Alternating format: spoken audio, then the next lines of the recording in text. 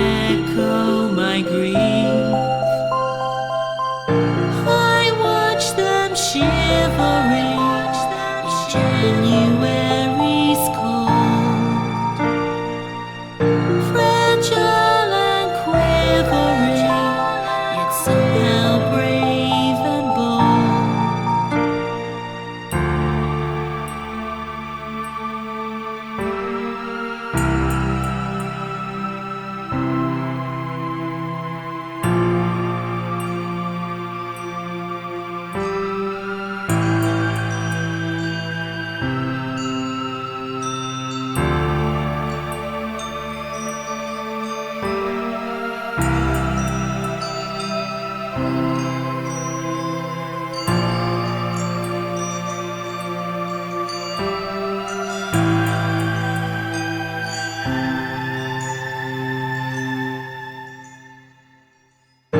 I watch them shivering in January's cold, fragile and quivering, yet somehow brave and bold.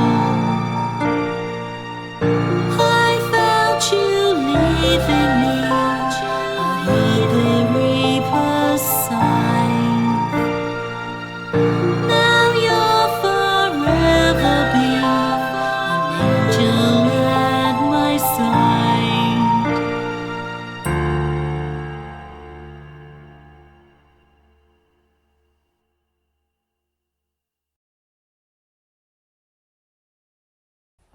Hello and welcome to another song from the Witch's House.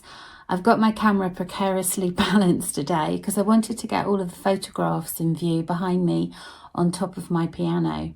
So today's song is quite a special one. First of all, it's the first song that we've managed to get to you on the new moon, because I did say we were trying to do 2 songs a month. And secondly, the song that you've just heard is a deeply personal song, because it was a song that I wrote in tribute to my mum. Now, on the piano behind me, you can see lots and lots of photographs, and there's a photograph of my mum that I've put in a prominent position with some snowdrops next to it, because this was a song that I wrote for her. So I thought I'd spend a few moments telling you about my mum and how the song came to be written. So my mum's name is Eve, so today's film is all about Eve. Sadly, she passed away just over 5 years ago. It's almost 5 years ago to the day. I'm the youngest in my family and the only girl, and Mum and I were very, very close. And I always remember her saying that she desperately wanted a little girl, and when one of my older brothers was born, she was really disappointed that it wasn't a girl. And then when I came along and I was born, there was a moment of confusion because of a badly placed umbilical cord, and the midwife told us she had another son, and she was really upset. And then they said, oh, no, it's a girl. And she was really thrilled, apparently.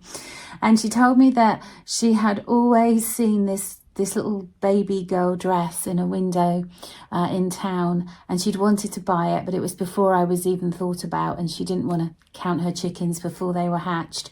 But apparently when I was born, she flew down to this shop, and the dress that had been in the window was now shop soiled and in the bargain basement, so she bought it for me. So my mum and I are really, really close. The picture that you can see behind me, which I'm sure David will give you a close-up of, was actually taken when my mum was 64 years of age. She didn't look anywhere near 64, did she? It was taken just after my grandmother passed away. My mum, I think, was beautiful on the inside as well as the outside. She'd give anybody her last penny. She loved animals.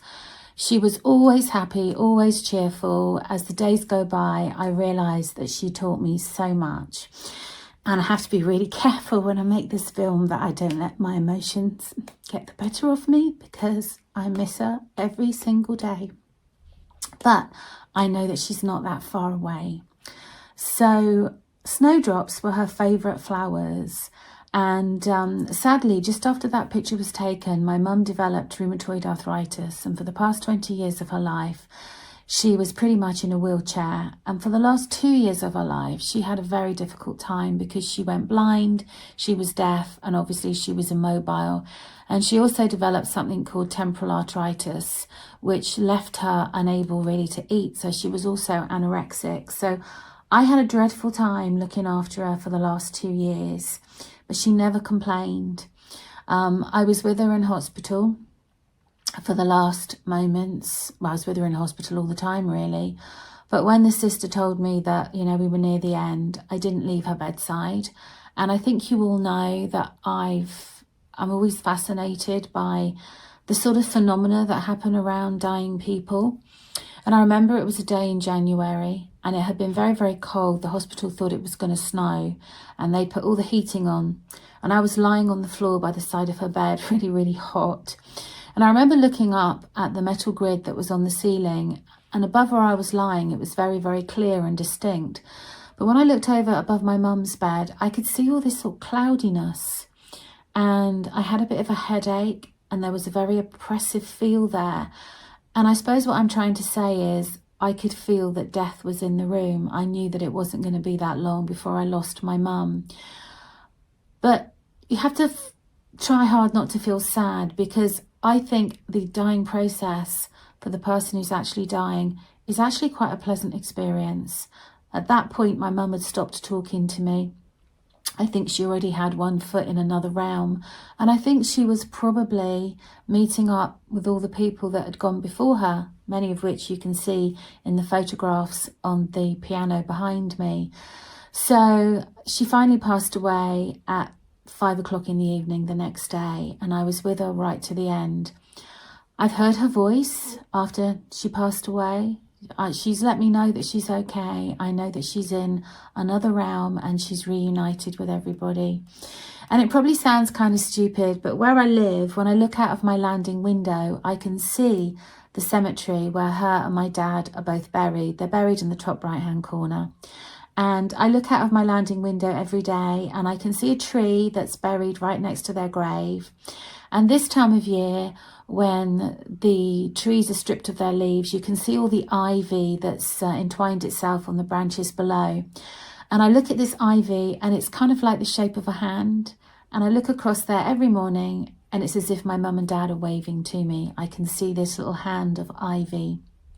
So when you've lost someone that you're really, really close to, it's hard to go through the grieving process. And sometimes grief lasts for years. And for me, trying to get through the grieving process means keeping busy, and it means trying to be creative, trying to bring something positive out of something that was quite difficult.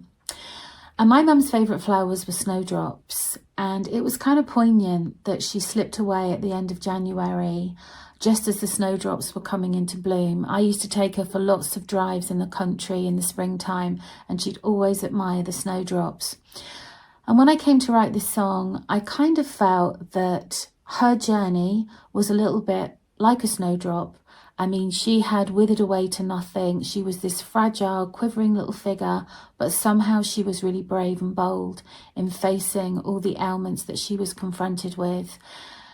In a way, like the snowdrops, they're the first flowers that we see in January. They come into bloom all fragile and quivering in the wind, but they're there when the ground is as hard as iron and the winds are still very bitter. So there's a toughness about them. So I think my mum would like the fact that I wrote this song for her. And the words are quite self-explanatory. The chorus says, I watch them shivering in January's cold, fragile and quivering, yet somehow brave and bold.